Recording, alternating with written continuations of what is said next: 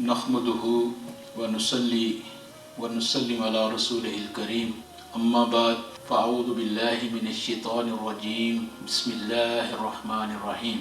Dear brothers and sisters, Assalamu alaikum wa rahmatullahi wa barakatuh. Alhamdulillah, praise be to Allah subhanahu wa ta'ala, and abundance of durood and salam on our beloved Prophet Muhammad sallallahu alayhi wa alihi ashabihi wa barik wasallim.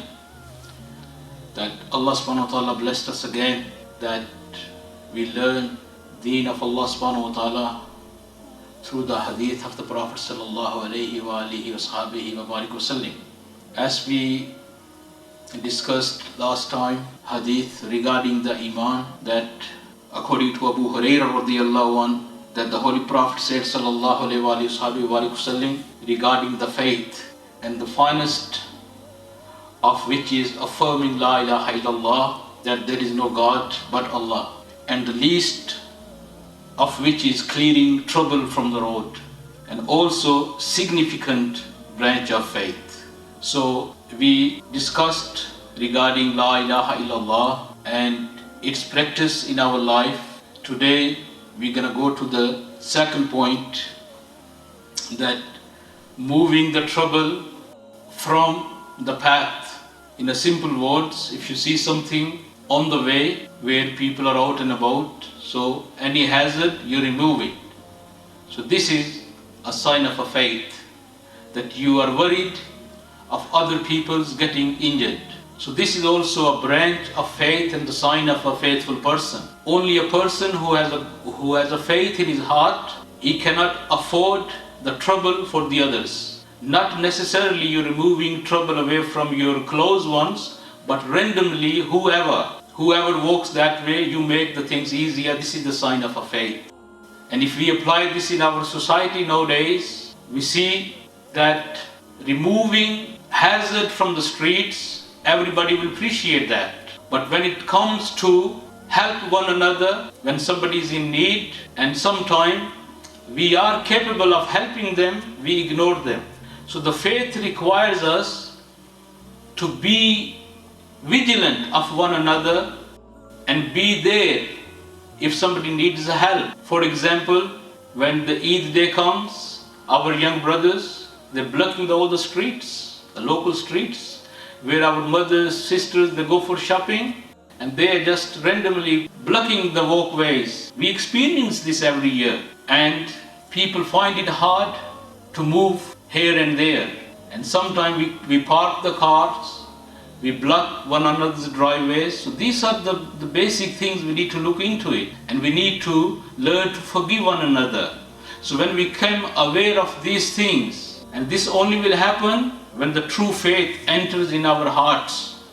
Our Prophet ﷺ gave us the basic criterion and ideas to ponder into ourselves. And there is a very famous hadith that the lady who worried about the thirsty dog, and she watered that thirsty dog, and for that reason Allah subhanahu wa ta'ala rewarded her the Jannah. So this little acts, sometimes we read namaz, we don't lot many good actions, but we are not willing to forgive one another. So we need to love one another, we need to forgive one another, and then we can have a peaceful life, and we can be a true believers. And the more faith gets stronger by doing these actions, by forgiving one another, by helping one another, when we speak to one another in a respectful manner, and not to harm somebody through your actions, through your speech, through your behavior. So as a believer, we should be behaving towards one another in a good way, and always be there to remove one another's problems and the troubles away. So when you do this for the others, then Allah subhanahu wa ta'ala will make things easier for you. Allah subhanahu wa ta'ala says in the Quran that entire creation is Allah's family, and who is good with Allah's family, Allah is good with them. So we need to be good with one another. So may Allah subhanahu wa ta'ala give us the true understanding of the Quran and the Sunnah. And then Sayyidina Abu Huraira says that haya, the being modest, is also a branch of faith. We need to analyze what is haya. There could be many various meanings of haya, but most importantly, haya is awareness. When someone is aware that Allah is my Lord, He is my Creator, He is watching me 24/7. For example, when it's a namaz time and shaitan is making us tired, lazy, but if one thinks, my Lord, Allah subhanahu wa ta'ala made this namaz obligatory upon me, and he forgets the shaitan, he forgets his troubles, he forgets how tired he is, he just go and does the wudu. That is haya. So whenever you are persuaded by the shaitan to do wrong, but instead you think Allah is watching, this is the haya. So we need to have haya in our life. And those people who have haya is the sign of a faith. When there is no haya, there is no faith. The faith goes away.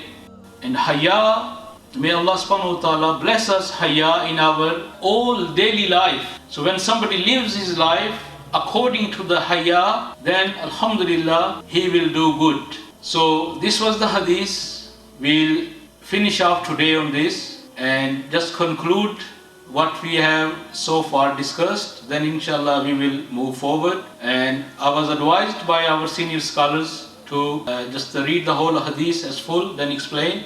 Otherwise, if one keeps on explaining one aspect, you can carry on all your life. Like I said at the very beginning, the hadith and the Quran, they're the divine knowledge, and your entire life will end. You cannot get much of them. So we will try to highlight what basic things we can do and what we cannot do. So may Allah subhanahu wa ta'ala bless us and guide us the true teaching of Islam.